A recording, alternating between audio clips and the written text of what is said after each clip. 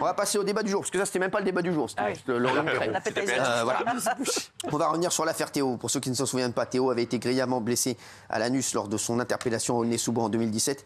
Un coup avec la pointe d'un bâton télescopique de policier avait été à l'origine de sa blessure. Cette semaine et jusqu'à demain, 3 policiers de 31, 34 et 42 ans sont jugés devant la cour d'assises de Seine-Saint-Denis.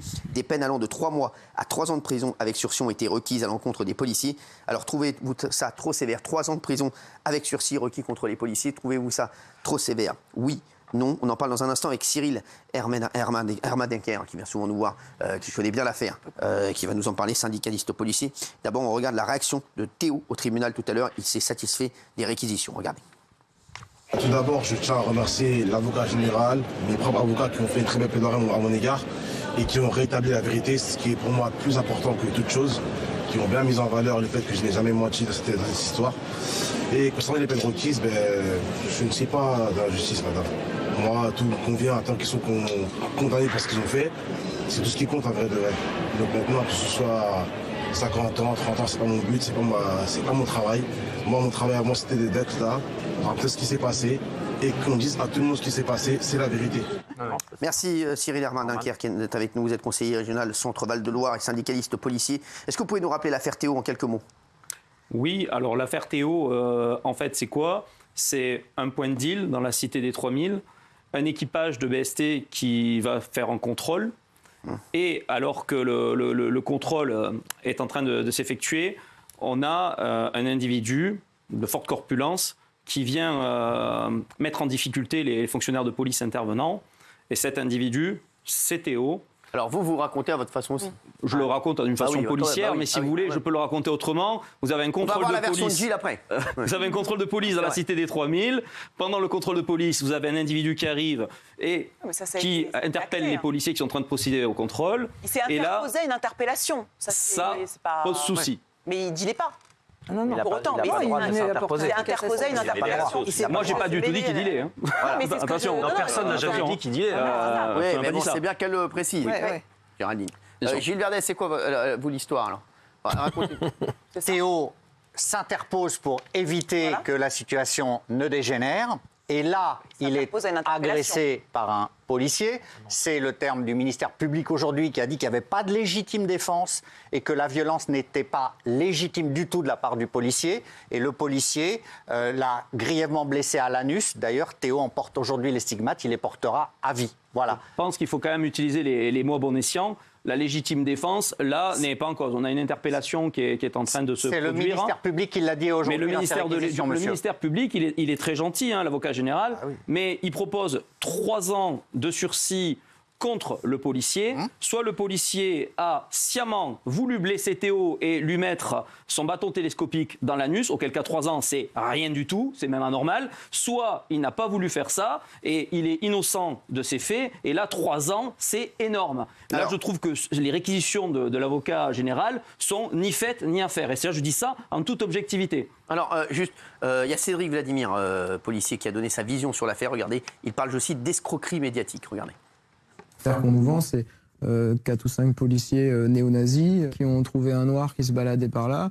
Ils ont dit tiens, on va l'attraper, le mettre dans un coin, lui baisser son pantalon et lui enfoncer une matraque dans les fesses. Finalement, on a plutôt 4 policiers qui sont sous-effectifs au plein milieu d'un point de deal. Finalement, le viol, ça serait plutôt des policiers qui se sont fait gazer, qui ont pris des coups de poing, qui sont par terre. Et il y a un coup de matraque qui vient taper dans une fesse et qui vient lui faire une fissure anale. Donc on est quand même loin de la version de début, sauf que la version qui a été vendue médiatiquement, c'est la version de début, et c'est celle qui va rester dans la tête des gens. Mais aujourd'hui, vous demandez à la plupart des Français qui est Théo. Théo, c'est un jeune qui s'est fait violer par des policiers. Alors, Gilles Verdez, vous trouvez que ça n'est pas trop sévère? Non, moi je trouve que c'est franchement la juste proportion. L'inspection générale de la police nationale avait d'ailleurs dit que l'usage de la force était disproportionné. Donc moi je trouve que c'est normal. Théo d'ailleurs a été extrêmement calme et il a dit le principal c'est qu'il y ait condamnation, peu importe que ce soit 50 ans, 10 ans, 3 mois avec sursis. Moi je trouve que la raison a prévalu et ces policiers pour moi doivent être condamnés et je trouve que 3 ans de prison avec sursis c'est la juste peine, monsieur. Voilà. Je voudrais un oui.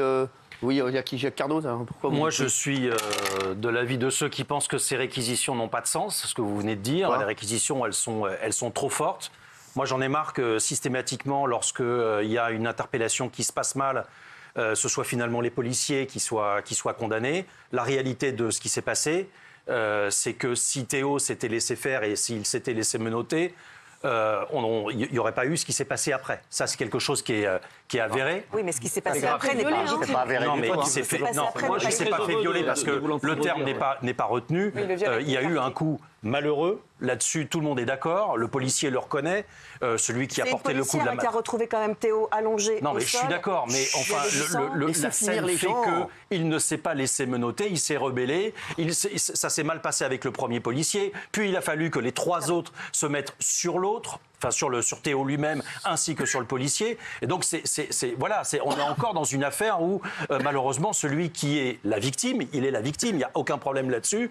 S'il s'était laissé faire, on n'en serait pas arrivé là. Après, moi, je pense qu'il y a une valeur d'exemple. Je termine juste avec ça.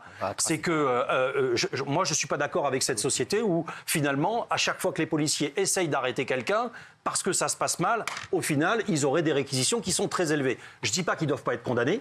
Mais je pense que 3 ans avec sursis, c'est beaucoup trop. Là, oui. Et l'utilisation de gaz lacrymo, les photos... on vous a pas donné la parole. Non, mais parce qu'il précise pas tout mais aussi. c'est pas comme ça. C'est pas comme ça l'histoire. Mais c'est important de donner vraiment tous les éléments. Oui, mais c'est pas comme ça que ça se passe. Voilà, je vous le dis. Géraldine. Moi, je trouve que c'est très compliqué sur un plateau télé, dans notre petit confort, de se dire qu'est-ce qu'on aurait fait à la place de ces policiers qui arrivent sur le parvis des 3000, dans un milieu quand même hostile, puisqu'à l'époque, avant que la mairie ne change, je crois que c'était vraiment un point de deal très, très actif. Donc voilà, ils sont là, ça se passe mal. Évidemment, Théo vient sur eux. Enfin, qu'est-ce qu'on fait dans ces cas-là? Alors, peut-être leur seule erreur, effectivement, c'est qu'ils n'ont pas su mettre Théo loin de ça, en fait. Ils n'ont pas su l'exclure de ce projet, l'exfiltrer. Ça, c'est peut-être leur erreur. Après, moi, quand je vois aujourd'hui Théo, je le trouve quand même assez admirable. Je trouve qu'il n'a pas de haine, pas de vengeance. Je trouve qu'il s'exprime très, très bien. Franchement, je trouve que c'est plutôt un modèle. Je trouve qu'il est très fort. Moi, il m'impressionne beaucoup. Je pense que la vie de Théo est dévastée comme la vie du policier. Parce qu'il y a des réquisitions, vous avez dit, certes, 3 ans avec sursis, mais il y a aussi 5 ans d'interdiction de mission de police et 5 ans de non-port d'armes. Donc je pense que la vie de ce policier qui était exemplaire jusqu'à présent est foutue. Et la vie de Théo est peut-être aussi très... c'est quand même compliqué. Mais si, je pense qu'il porte ce truc-là quand même. Ce sera jamais celui qui a fait du mal à Théo, bien sûr que oui. Et qui vient de s'ajouter au fait que jusqu'à présent, il n'exerce plus de fonction de policier aussi. Donc ça fait déjà 5 ans. Alors, mais il ne faut pas passionner le truc parce que je trouve que ça s'est J'aimerais juste qu'on voit le sondage, s'il vous plaît, s'il vous plaît, merci. Voilà, oui, sévère, trop sévère à 68%, non à 31%. On a 2 débats aujourd'hui, donc vous allez réagir à l'autre. C'est la fille de Raquel Garrido et Alexis Corbière. Vous pouvez rester d'ailleurs là-dessus, j'aimerais voir votre avis. Placée en garde à vue pour apologie du terrorisme, les parents sont-ils responsables? Et oui, elle a été interpellée par les enquêteurs de la brigade